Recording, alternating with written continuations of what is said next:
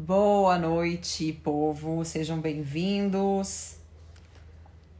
Hoje nós teremos uma live muito especial com o querido pastor Hernandes Dias Lopes, meu pastor amado. Nós temos o privilégio de ouvi-lo nessa noite e realmente é um grande privilégio. Quem o conhece sabe exatamente o que eu quero dizer com isso, o privilégio que é ouvi-lo, caminhar com ele, estar com ele. Ele tem sido realmente uma bênção para a nossa geração. Ele é autor de mais de 140 livros. Ele dá cursos, ele prega mundo afora. É realmente um homem de Deus, um homem maravilhoso. E hoje nós iremos falar sobre Apocalipse, que tanto assusta tanta gente, tantas pessoas ficam tão desesperadas quando se fala em Apocalipse. Eu creio que isso é um pouco, pode ser imputado à indústria cinematográfica, né? Porque geralmente os filmes de Apocalipse, eles retratam um Apocalipse um tanto quanto bizarro, né? Vamos dizer assim.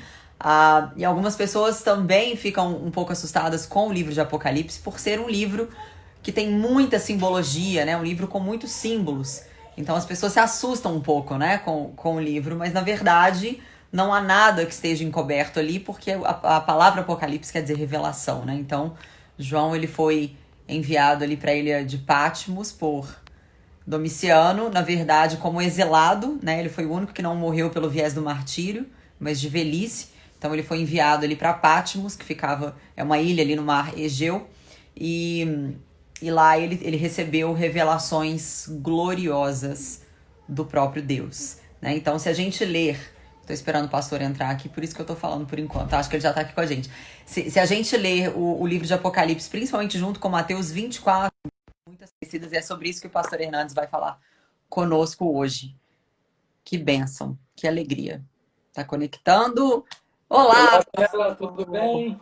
Seja bem-vindo. Deus te Ah, abençoe. princesa, que alegria em falar com você, viu? Que alegria, pastor. Estou muito feliz, me sinto muito privilegiada de ter um pouquinho do seu tempo, porque eu sei que você é um homem muito corrido Obrigado, filho. Uma e, honra para mim. e nos doar esse tempo. Eu tenho certeza que muitos dos que estão nos assistindo, eu vou deixar a live salva também, serão edificados com essa Amém. palavra de hoje, porque a gente está precisando, né, pastor, É verdade. de voltarmos à palavra de Deus. Eu estava falando um pouquinho com as pessoas aqui, eu não sei se Sim, você já estava aí com a gente, mas dando aqui um briefing do que a gente vai falar, porque eu tenho recebido, pastor, muitas mensagens das pessoas muito assustadas. Eu vejo que as pessoas estão correndo de um lado para o outro, assustadas, sem saber no que crer. E esse tempo é um tempo que também aparece muita gente aí com falsas profecias e começam a estabelecer datas para a volta de Jesus, o que é uma heresia, né? A gente sabe que isso não, jamais deve ser estabelecido, mas, no entanto, nós devemos estar atentos aos sinais, né? E, e por isso, exatamente. e por isso que eu gostaria que você falasse um pouquinho para a gente hoje. Um, com relação a esse cenário que a gente está vivendo, não só da pandemia, porque eu creio que a pandemia ela é apenas, né, mais uma das pestilências que a gente teve, né? A gente pode citar a peste negra, gripe aviária, gripe aftosa, dentre outras doenças, guerras, terremotos, que não é de hoje, né? Desde o século I, os terremotos acontecem. E realmente tudo isso é o princípio das dores, né? Então, queria que você falasse um pouco, com toda a sua sabedoria, com todo o seu conhecimento, fique à vontade para expor a Muito palavra de Deus, a sã doutrina, para as obrigado, pessoas querido. entenderem um pouquinho mais o quão glorioso é para nós o Apocalipse. Muito obrigado. Bom, primeiramente, Bela Falcone, eu acho que o livro de Apocalipse é o livro mais fascinante da Bíblia. Quando eu comecei a série de comentários expositivos, o primeiro livro que eu comentei foi exatamente o livro de Apocalipse. E você já disse muito bem, as pessoas andam assustadas, amedrontadas, porque a falta do conhecimento gera essa angústia. A Bíblia diz o seguinte: conhecereis a verdade vos libertará. O meu povo está sendo destruído porque lhe falta o conhecimento. Então, muita gente tem medo do livro de Apocalipse por duas razões. Primeiro, porque associa o livro a tragédias, né? Então, é muito comum a imprensa sensacionalista noticiar um fato como um fato apocalíptico, essa pandemia, apocalíptico, um fato. Então, quando se liga Apocalipse com tragédia, as pessoas não querem tragédia, têm medo de tragédia, e aí se afastam deste livro. A segunda razão, e talvez mais comum, é que muita gente nunca leu, outros leram e só, eu li e não entendi nada. O livro tem muitos símbolos, o livro tem muitas figuras, o livro tem alguns enigmas e algumas figuras assim muito complicadas de entender.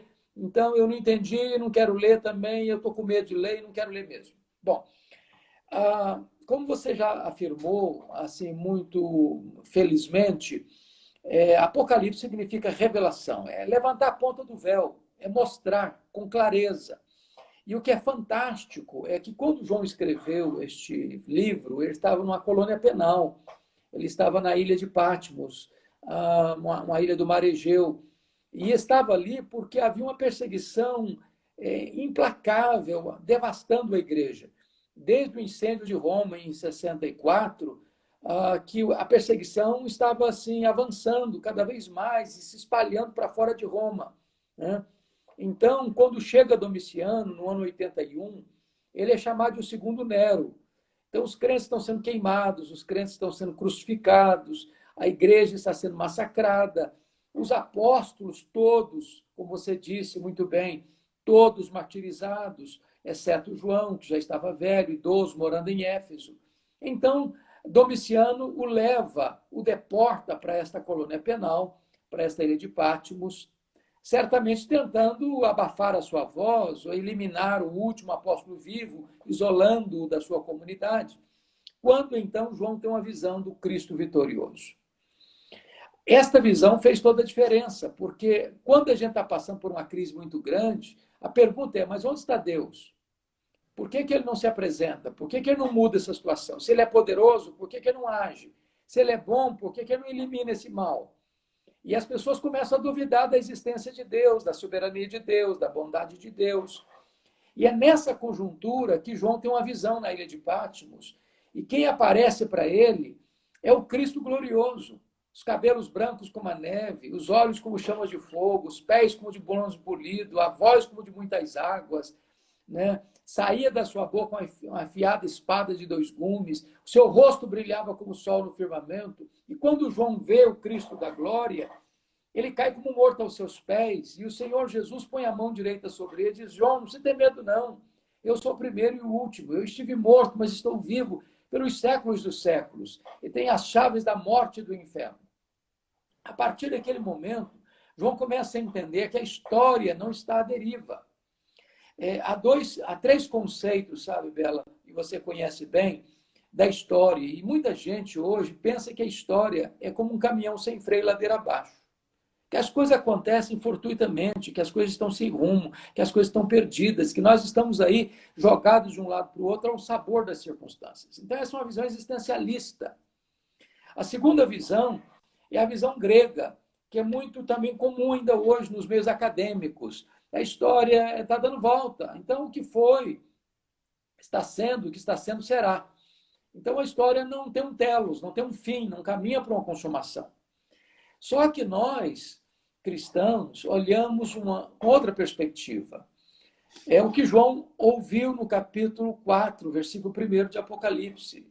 Ele escuta a seguinte fala: sobe para aqui, eu te mostrarei as coisas que em breve devem acontecer. Eu gosto muito dessa palavra. Não é que talvez aconteça, não é que pode acontecer, as coisas que devem acontecer. E com isso, João tem 2 visões. Primeiro, a visão de Deus no trono.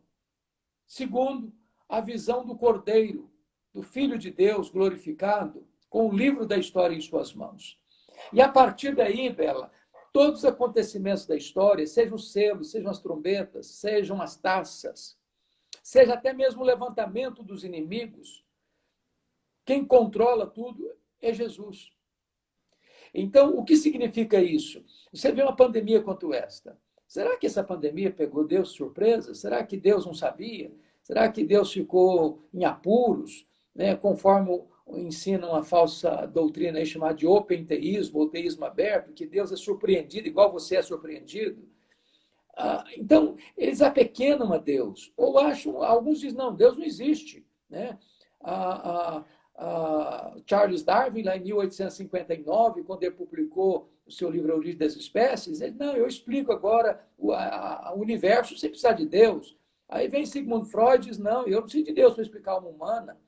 Aí vem Nietzsche e diz, não, Deus morreu. Aí vem Richard Dawkins e diz, não, Deus é um delírio. E parece que hoje ser ateu é status. Né? As universidades hoje ensinam o ateísmo como se fosse a fina flor da cultura, da sapiência, da sabedoria.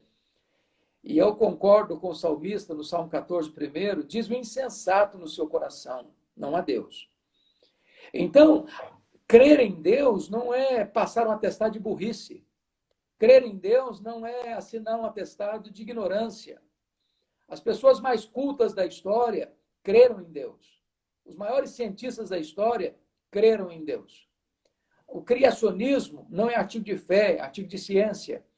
Então, quando você diz, eu creio que Deus é soberano, que Ele está no trono, que Ele dirige a história, que a história não está à deriva, que a história não está sem rumo, isso não é você abandonar sua inteligência, abandonar sua racionalidade. Ao contrário, ao contrário. É você admitir que você é uma pessoa inteligente. Porque, pensa comigo, que eu precisaria ter muito mais fé para ser um ateu. Para pensar que esse universo tão vasto, com mais de 93 bilhões de anos-luz de diâmetro, fosse obra do acaso. Ou como se uma explosão pudesse deixar o universo com leis tão precisas, com movimentos tão harmônicos. Pensa comigo, nós vivemos no planeta Terra. Será que uma explosão que nos deixou aqui? O acaso, talvez? Porque se eu estivesse mais perto do Sol, eu morreria queimado. Se eu estivesse mais longe, eu morreria congelado. Então, teria que ser muita coincidência para eu estar aqui onde estou, por acaso. Pensa na Lua, por exemplo, a faxineira do planeta Terra. Não houver a Lua, não haveria as marés dos oceanos. Se não houvesse as marés dos oceanos, as praias se encheriam de lixo e a vida seria impossível. Bom, será que foi o acaso que deixou a Lua na órbita dela, como o nosso satélite? Ou tem uma inteligência por trás disso?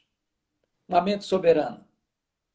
Então, quando você diz eu creio, eu não estou dizendo, não, eu creio porque agora eu não penso mais. Eu concordo com o grande escritor inglês, Dr. John Stott, quando ele diz crer é também pensar. Crer Melhor livro que eu já li. É fantástico esse livro, né? Fantástico. É fantástico. É pequeno, dá para ler numa sentada só e abre um caminho fantástico. Então, eu fico muito feliz de saber que você, uma jovem inteligente, estudiosa, que tem tanta influência nas redes sociais, se declara sem nenhum constrangimento como uma cristã. Parabéns. Eu sei que isso não é fruto da sua inteligência apenas, e nós temos que dizer isso aqui em alto e bom som. Né? Nós não somos cristãos porque nós examinamos direitinho as coisas, pensamos, aquilatamos, não, isso aqui é melhor. Nós somos cristãos porque um dia Jesus entrou na nossa história, mudou a nossa vida. Um dia o Espírito Santo nos convenceu de que nós éramos pecadores e ele mesmo nos trouxe para Jesus. E ter Jesus é a experiência mais linda, mais fantástica, mais fascinante da vida. Mais fascinante da vida. Então, quanto mais você conhece Jesus, mais humano você é, mais racional para você entender as coisas você é, mais compassivo você é. A vida com Jesus é o melhor projeto de vida. Melhor projeto de vida. Sem dúvida, pastor. Hoje eu li uma frase que eu até pensei em te mandar na hora e eu acabei esquecendo acho que é do Lewis, C.S. Lewis, que dizia que a maior tristeza da vida de um ateu é ser grato e não ter a quem agradecer. É uma grande tragédia, não é verdade? Mas é curioso, sabe, Bela, alguns ateus sustentaram o ateísmo até o final da vida.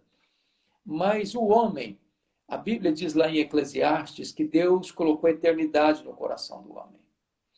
E tudo que o homem joga para dentro do coração, dinheiro, sucesso, fama, prazeres, experiências as mais variadas, e ele bebendo todas as taças dos prazeres, ele sabe que isso não satisfaz.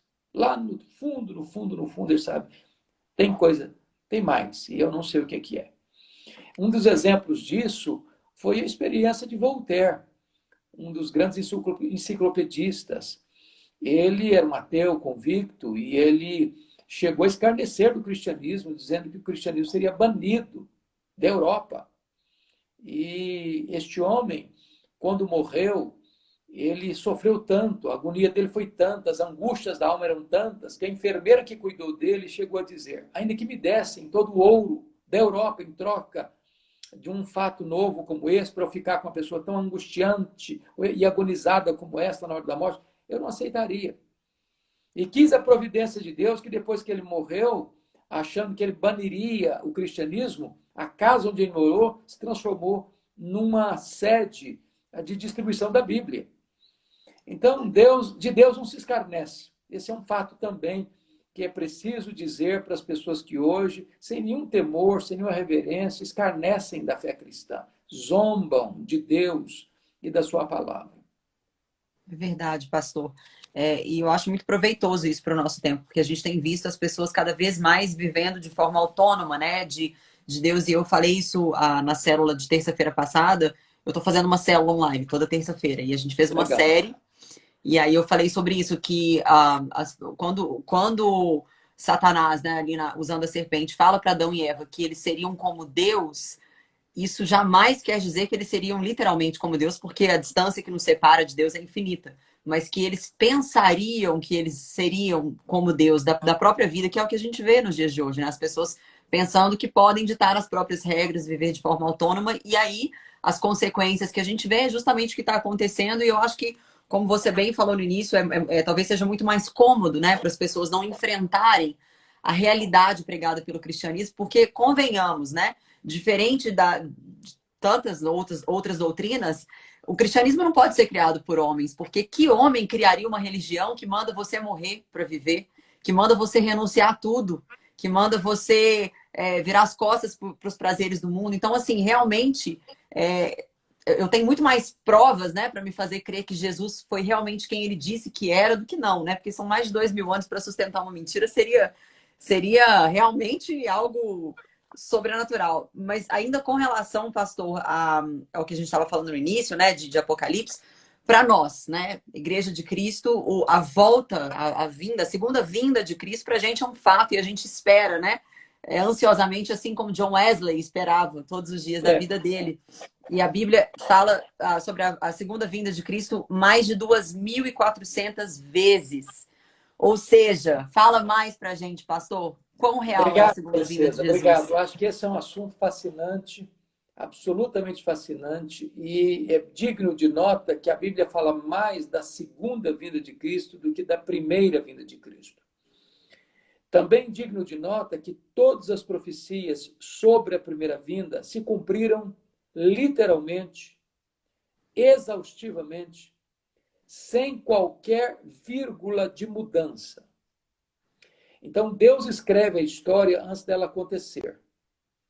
Se as profecias da primeira vinda se cumpriram rigorosamente, literalmente, nós temos toda a razão para crer que as profecias em relação à segunda vinda estão se cumprindo e hão de se cumprir todas, literalmente. Isto porque quem inspirou a Bíblia não foi uma mente humana. Veja você que a Bíblia não pode ser um livro humano. Qualquer obra humana, seja ela religiosa, seja ela na área científica, seja ela na área filosófica, e você tem a característica de um livro como a Bíblia, que teve mais de 40 escritores, um período, do primeiro livro ao último livro, 1.100 anos, de Moisés a João, em lugares diferentes, em culturas diferentes, usando línguas diferentes, seria um livro absolutamente cheio de contradições, uma coxa de retalhos, que precisaria passar por revisões e mais revisões e mais revisões. Então, a Bíblia é singular, é única nesse sentido, porque tem unidade na diversidade. E as profecias com respeito à segunda vinda de Cristo, Bela, estão se cumprindo cabalmente.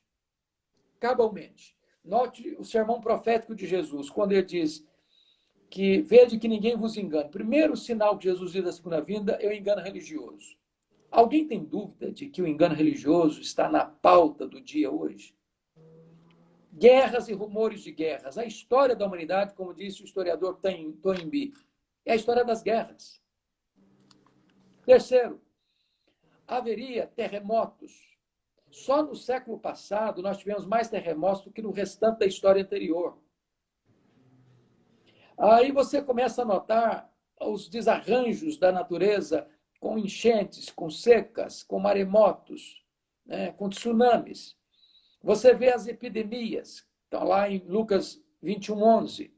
Você vê fome. Hoje, no mundo, hoje, mais gente morre de fome do que de Covid-19. Hoje.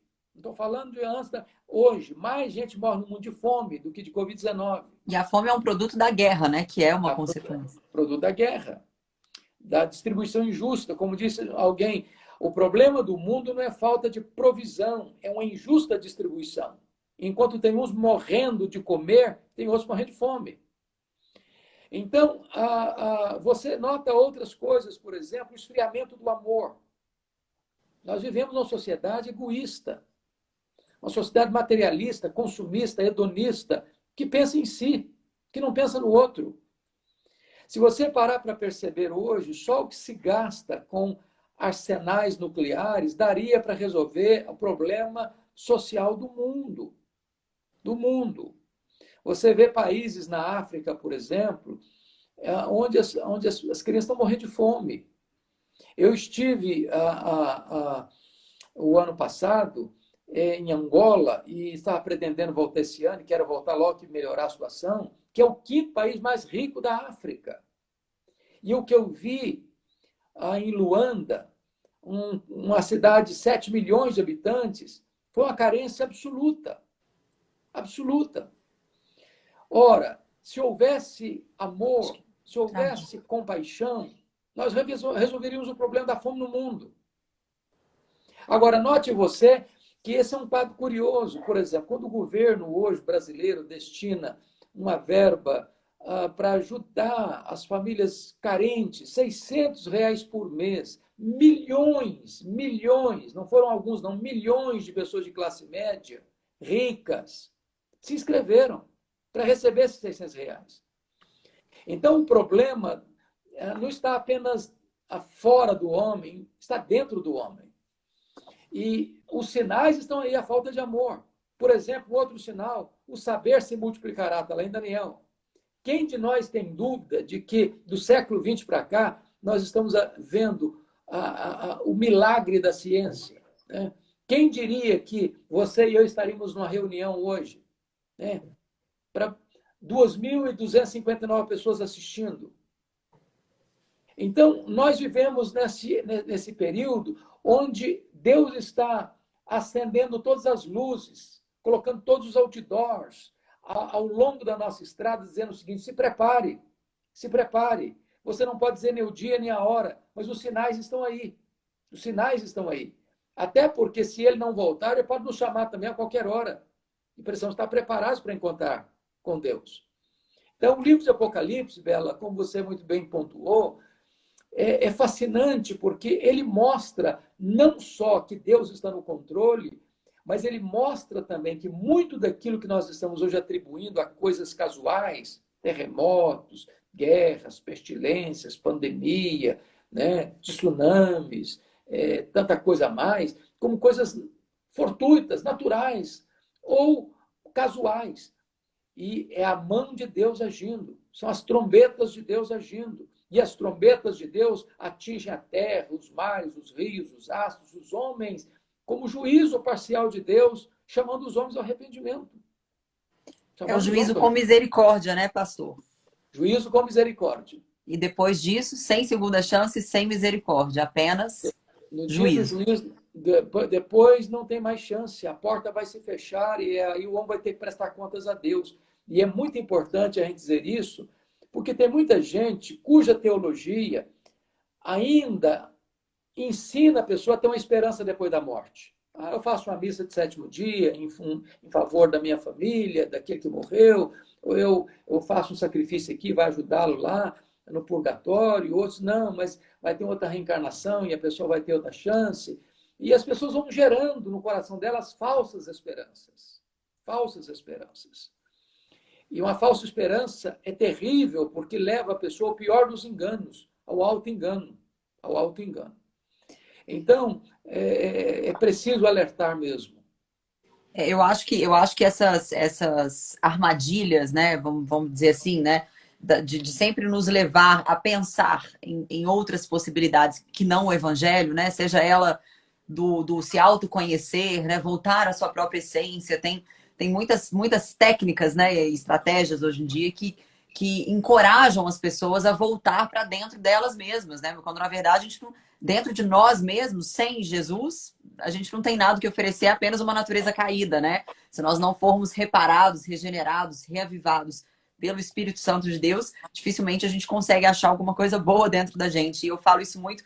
Eu escutei essa frase uma vez do pastor Paulo Júnior e eu achei sensacional. Ele disse que tudo que tem de bom em mim é de Jesus, tudo que tem de ruim é meu mesmo. E é verdade.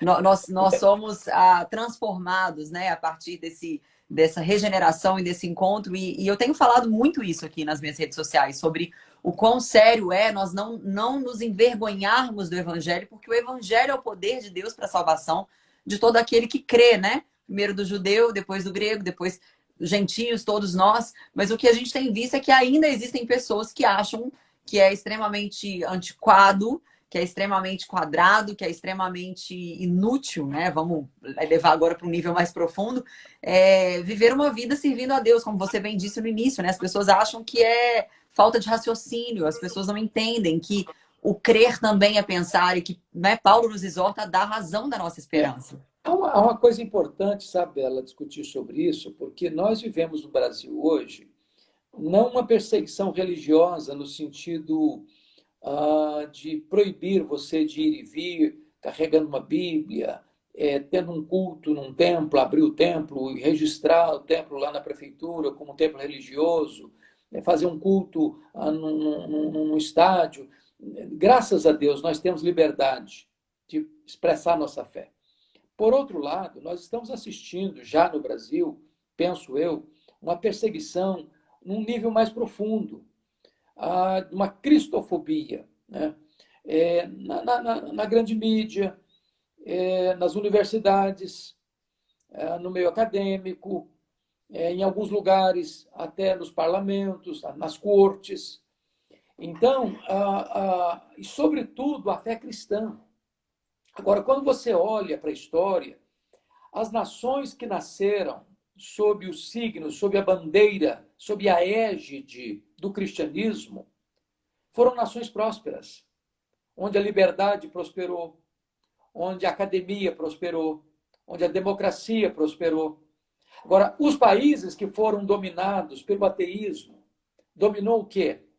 O totalitarismo, a prepotência, a falta de liberdade, a pobreza, a falta de liberdade para a pessoa pensar.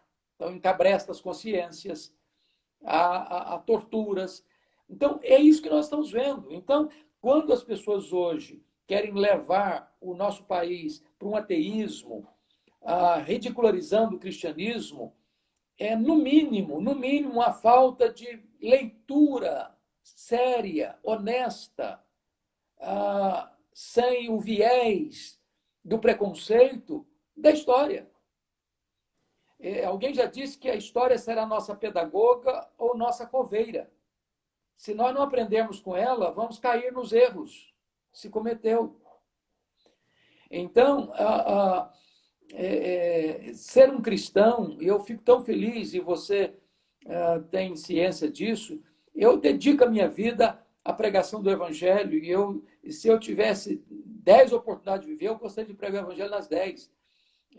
Porque acho que é a coisa mais sublime. De vez em quando, eu recebo convites para ser candidato. Eu gosto muito de política, sempre gostei. E eu disse, não, eu não posso aceitar e não quero aceitar, embora ame a política, porque Deus me chamou para uma coisa mais sublime.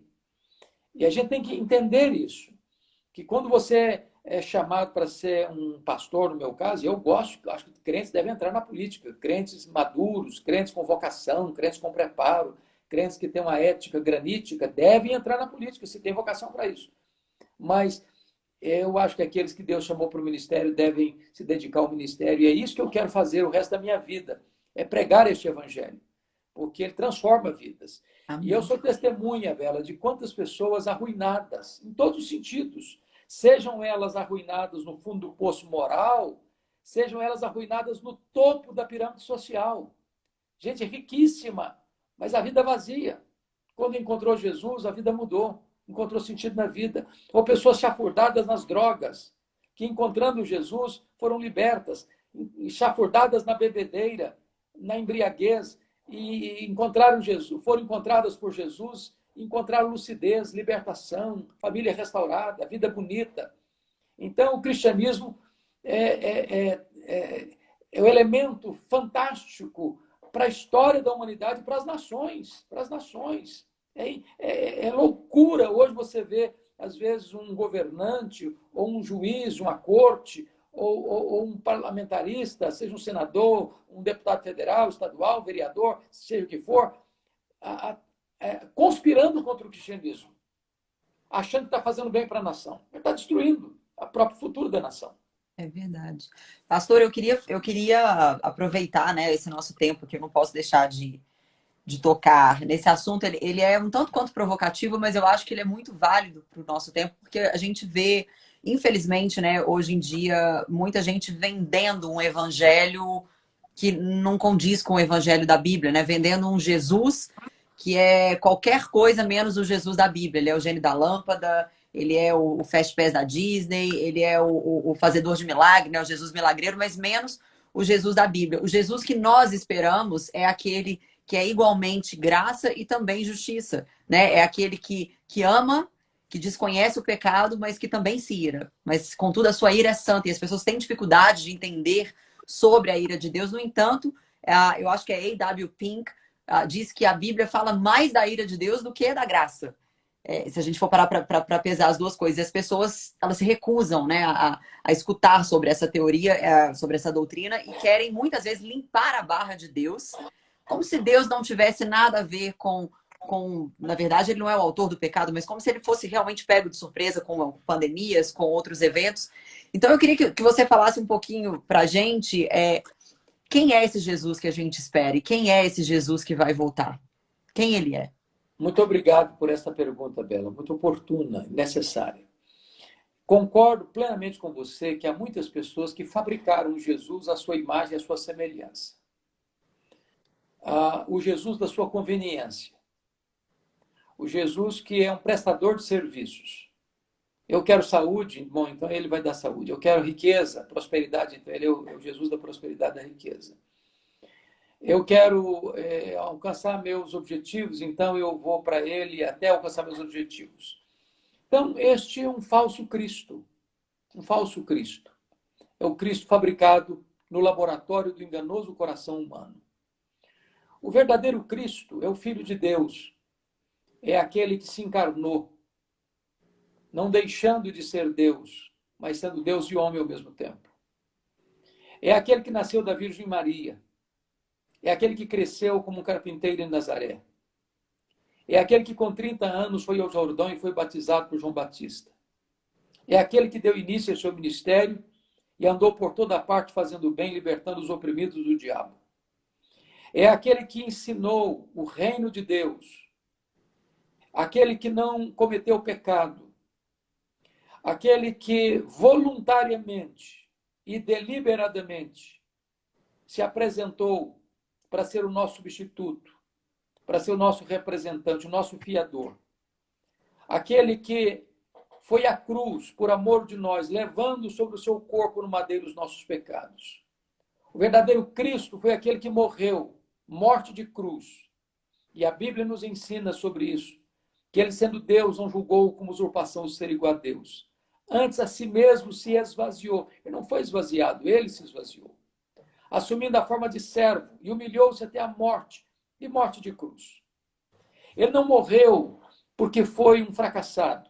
Ele não morreu porque ele foi uma vítima indefesa das tramas e conspirações do Sinédrio ou das autoridades romanas.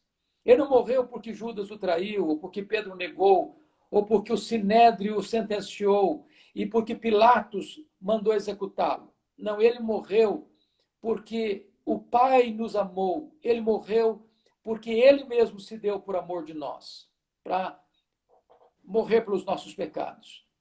O Cristo da Bíblia é o Cristo que ressuscitou, que matou a morte, arrancando o aguilhão da morte. O Cristo da Bíblia é o Cristo que voltou para o céu e derramou o Espírito Santo. O Cristo da Bíblia é aquele que está sentado à destra de Deus e governa a história. Ele é o pão da vida, ele é a luz do mundo, ele é a porta, ele é o bom pastor, ele é a ressurreição e a vida, ele é o caminho, a verdade e a vida, ele é a videira verdadeira, ele é o alfa e o ômega, ele é o rei dos reis, ele é o senhor dos senhores, ele é a nossa única esperança. Ele é o único mediador entre Deus e os homens, o único nome dado entre os homens pelo qual importa que sejamos salvos. Este é o Cristo que mudou a nossa história. Este é o Cristo que vai voltar em glória e majestade. Só nesse Cristo nós devemos crer. Os outros Cristos são fabricados pelos homens, não são verdadeiros. Só tem um Cristo, o Cristo de Deus, o Cristo vencedor. Amém. Glória a Deus por essa palavra. Eu acho tão. Toda vez que a gente fala, né, dele, é tão maravilhoso, assim, a vontade que a gente sente, pelo menos eu imagino que você também, é que todo mundo sinta isso, né? Vontade de falar, você tá sentindo o que eu tô sentindo? Porque realmente é impossível ficar indiferente diante da presença de Jesus. E desde que eu me converti, faz 4 anos, né? Quem tá mais próximo de mim, respira isso aqui comigo em casa o tempo todo.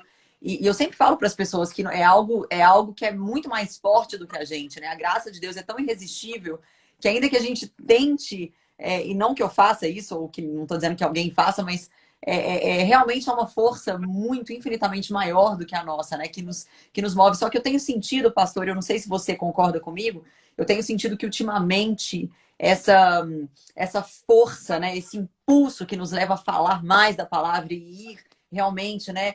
Judéia, Samaria e até os confins da terra, pregando Cristo em todas as nações, eu creio que essa força, ela tem sido ainda uh, mais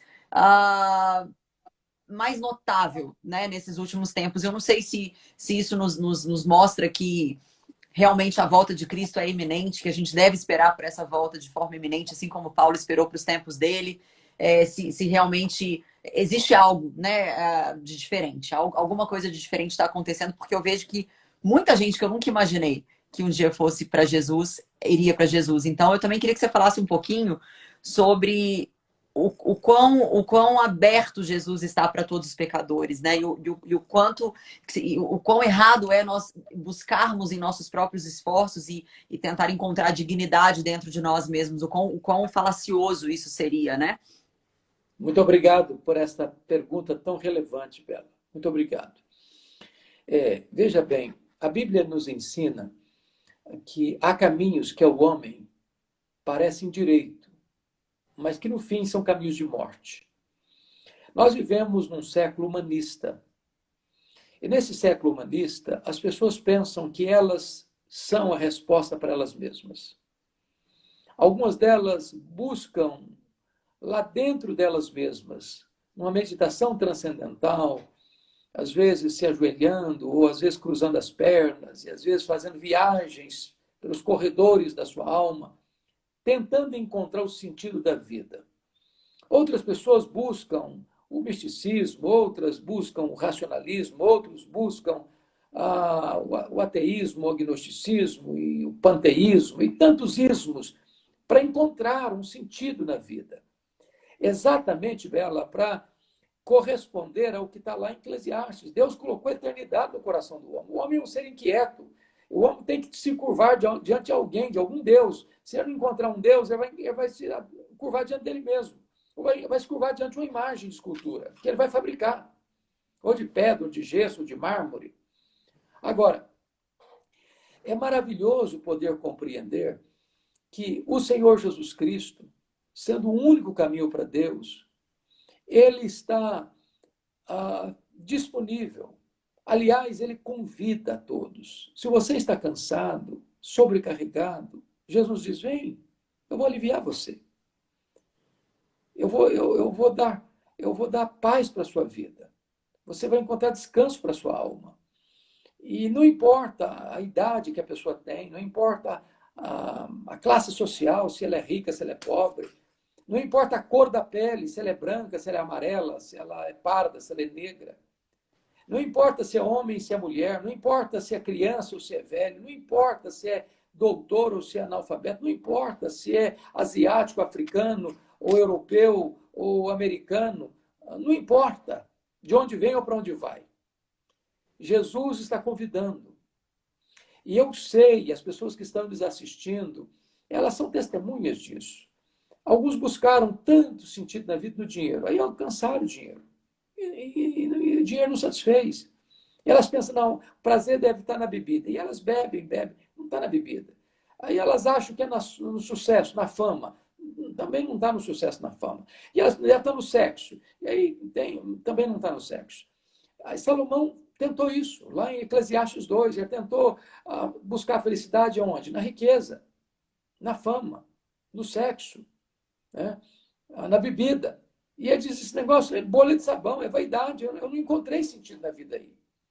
E as pessoas não vão encontrar, não vão encontrar. Nem na religião, não vão encontrar. A solução da vida está em Jesus. E você que está aí nos acompanhando, nos assistindo, eu não sei qual a sua experiência, a sua vivência, se você é um cristão, se não é ainda, mas se você não é, volte-se para Jesus. Reconheça que Ele é o único que pode dar sentido à sua vida, dar paz à sua alma, perdoar os seus pecados e dar a você a vida eterna. E essa é a experiência mais fantástica da vida. A mais fantástica da vida. Aliás, a única experiência que tem consequências eternas. Verdade, pastor, amém.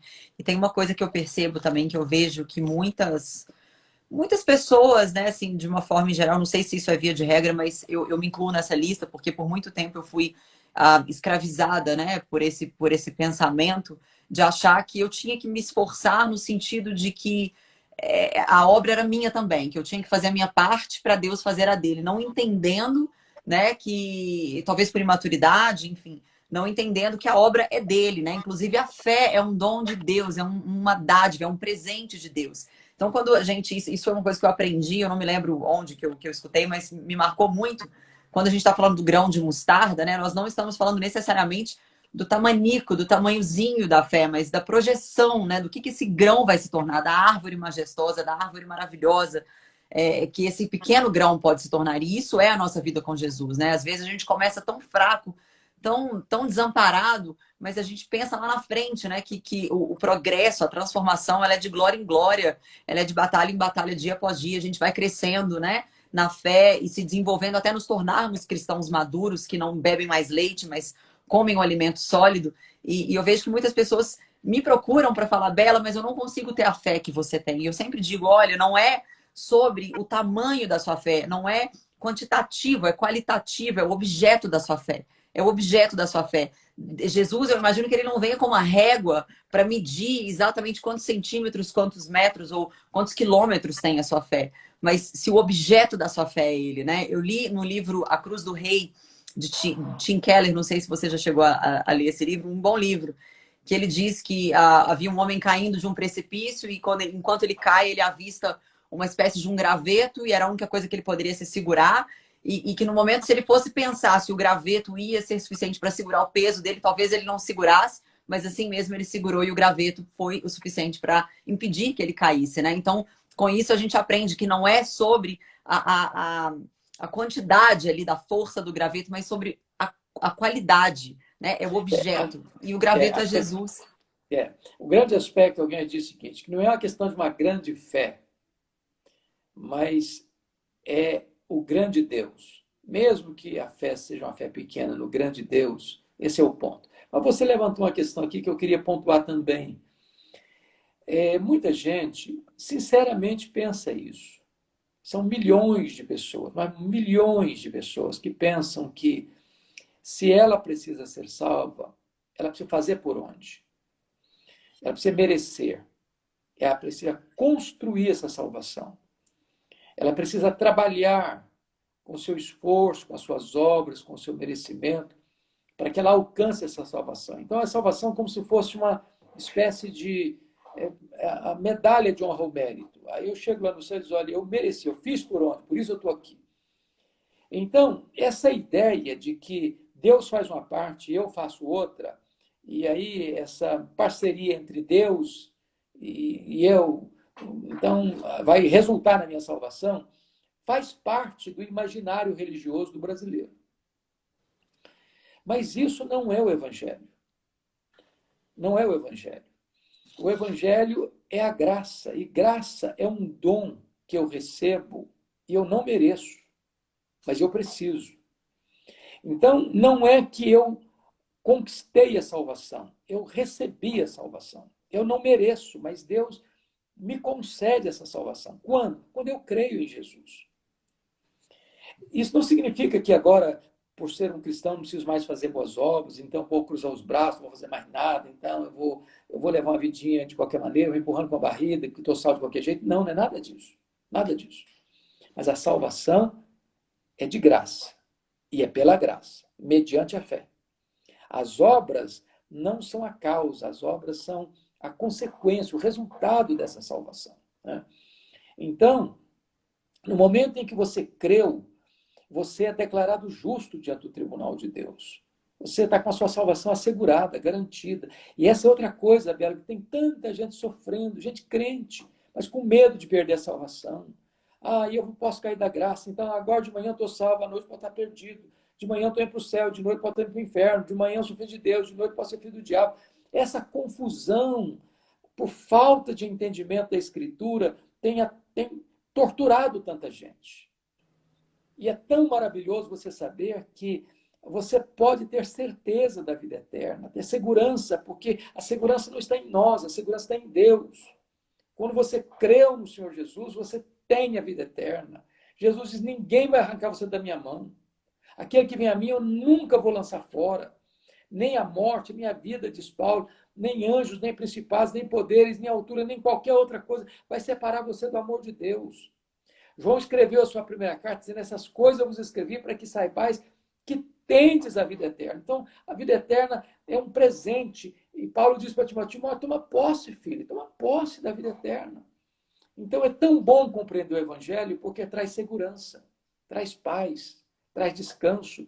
Se aqueles que então se eu posso ter segurança, eu posso viver de qualquer jeito. Não, não, não, não. Se uma pessoa quer viver de qualquer jeito, ele está provando só uma coisa, ele nunca foi salvo.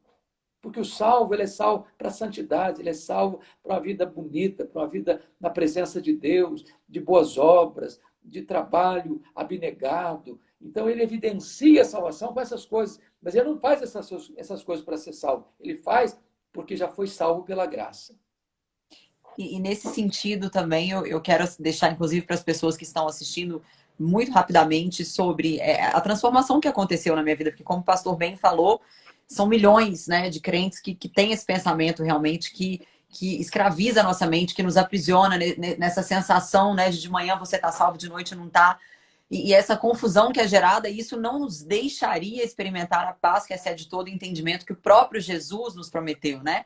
E eu acho que seria, obviamente que nele não há nenhuma contradição, mas seria uma contradição, né? A gente pensar que como assim ele me prometeu a paz que excede todo entendimento e eu não consigo ter paz sobre a minha salvação, né? Então, realmente, foi muito libertador para mim depois que eu conheci a teologia reformada, foi muito libertador depois que eu comecei a estudar teologia, e mergulhar mais nas escrituras. Eu não me esqueço, pastor, de uma frase que você me falou uma vez, lá naquela churrascaria, no dia que a gente se conheceu pessoalmente em São Paulo. Você disse assim para mim, Bela, muitas pessoas acham que ao estudar teologia nós esfriamos.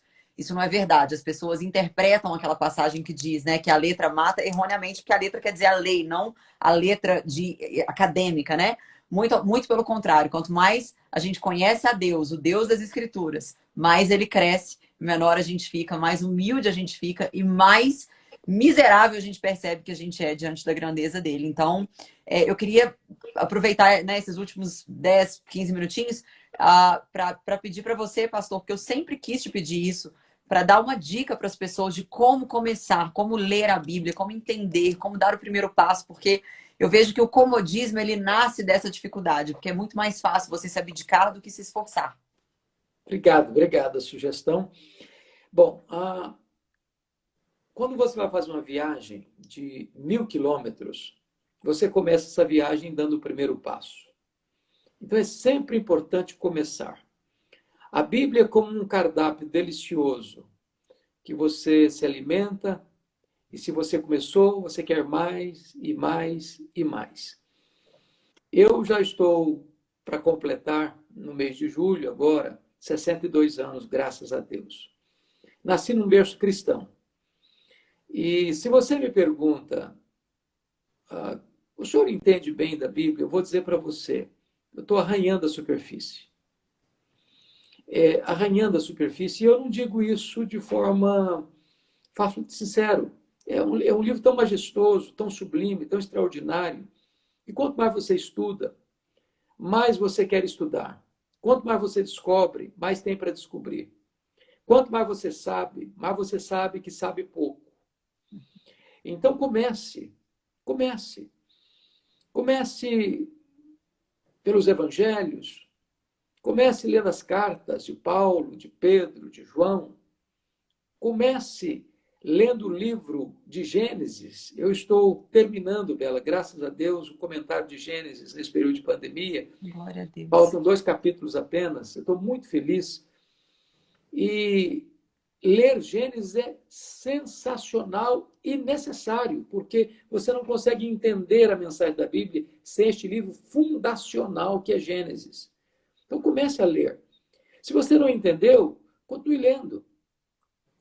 Há coisas na Bíblia que são para além da nossa capacidade de entendimento, porque é um livro não apenas racional, mas também é supra-racional. Se eu pudesse entender tudo de Deus, eu me igualaria a ele. Então, o cristianismo lida com o sublime. O cristianismo lida com o insondável. O cristianismo lida com aquilo que vai para além da percepção humana e da racionalidade humana. É por isso que é sublime. Se fosse algo completamente dominado pela minha mente, seria pequeno, porque eu sou pequeno demais. Então, eu quero encorajar ardentemente a você a ser um estudioso da Bíblia. E se você me permite, Bela, você nos conhece, eu gostaria de dar uma sugestão daquilo que nós estamos fazendo na Luz para o Caminho. Luz sensacional. Para o Caminho. Eu ia falar sobre isso. Obrigado. Então fala você. Depois não, fala, pastor. Eu ia falar que eu estou fazendo o curso, eu estou amando, já indiquei para milhares de pessoas, eu estou encantada, mas vai, pelo amor de Deus, indique, porque as pessoas precisam fazer esse curso. Que legal. Então, o que acontece? Eu tenho, com a graça de Deus, escrito comentários bíblicos. Né? Já terminei o Novo Testamento, já terminei os profetas menores, estou agora concluindo o comentário de Gênesis. Então, dos 66 livros da Bíblia, agora vão faltar apenas 21 livros para terminar. E meu projeto de vida, se Deus me der saúde e vida, é concluir o comentário de toda a Bíblia. Então, nós começamos no Luz para o Caminho, onde eu trabalho, uma agência missionária, a fazer cursos bíblicos, como se fosse ensino à distância, que você pode fazer online. Então, nós temos vários cursos, dentre eles o assunto de hoje, que é o livro de Apocalipse, como entender o livro de Apocalipse. Temos um curso de panorama bíblico, Velho Testamento, Novo Testamento, história da igreja, começando lá dos apóstolos, indo até os nossos dias. Um curso de história das correntes filosóficas, porque às vezes as pessoas têm dificuldade de fazer uma associação entre uma coisa e outra. Curso sobre avivamento, curso sobre batalha espiritual, curso sobre liderança, curso sobre casamento. Agora, Bela, terminei, vai sair daqui uns dias, ficando pronto lá, como entender as cartas de Paulo. Comecei agora, vou amanhã gravar, como entender os evangelhos. Então, qual o propósito? O propósito é ajudar as pessoas a estudar a Bíblia, a amar a Bíblia, a conhecer a Bíblia. Como é que você pode acessar esses cursos? É só você acessar lpc.org.br. LPC de Luz para o Caminho, lpc.org.br. Você vai ver todos esses cursos lá à sua disposição. Eu espero que seja uma bênção para o seu crescimento espiritual.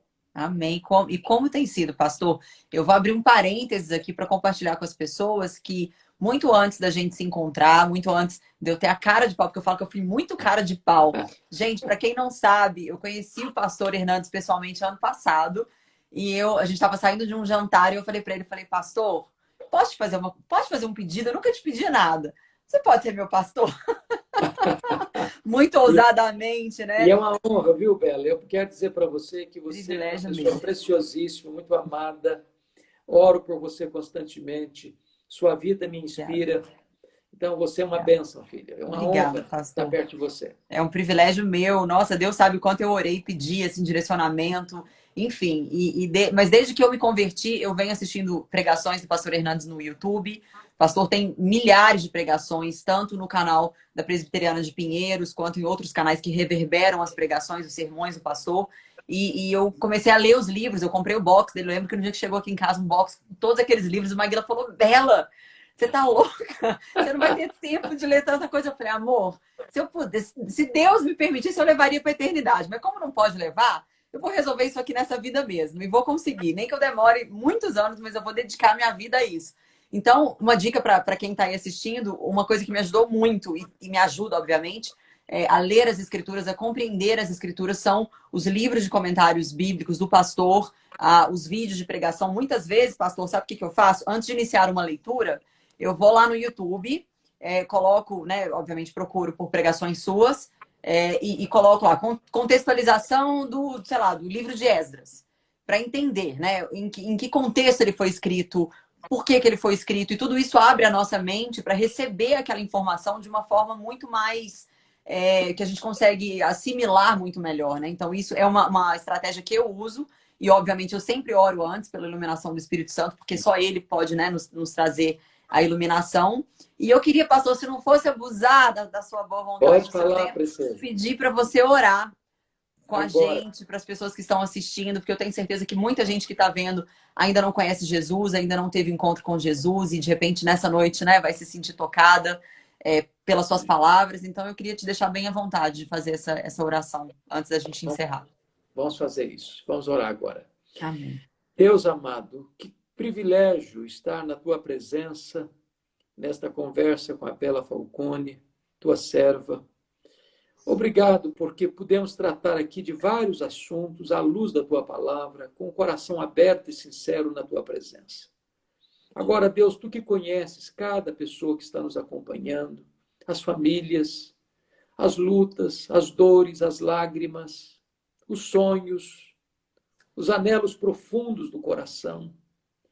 Tu que és o Deus Todo-Poderoso, o Deus que salva, o Deus que liberta, o Deus que cura, o Deus que transforma, o Deus que perdoa, o Deus que restaura.